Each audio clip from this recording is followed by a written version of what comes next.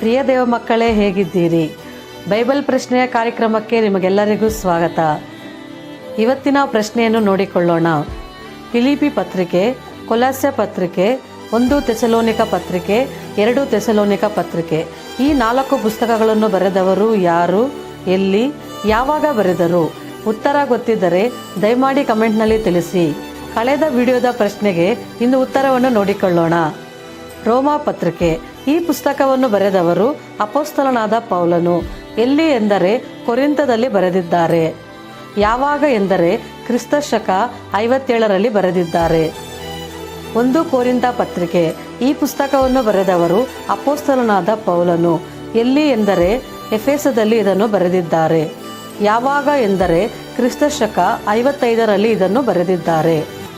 2 ಕೊರಿಂಥ ಪತ್ರಿಕೆ, ಈ ಪುಸ್ತಕವನ್ನು ಬರೆದವರು ಅಪೊಸ್ತಲನಾದ ಪೌಲನು.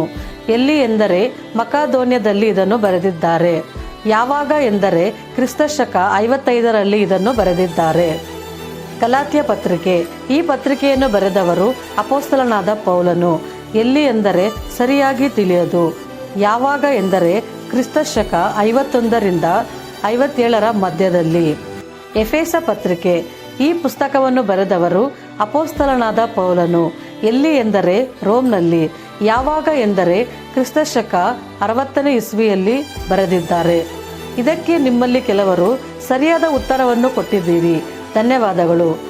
ಮುಂದಿನ ವಿಡಿಯೋದಲ್ಲಿ ಮತ್ತೊಂದು ಪ್ರಶ್ನೆಯೊಂದಿಗೆ ಭೇಟಿಯಾಗೋಣ. ಅಲ್ಲಿಯವರೆಗೂ ದೇವರ ಕೃಪೆಯು ನಿಮ್ಮೊಂದಿಗಿರಲಿ.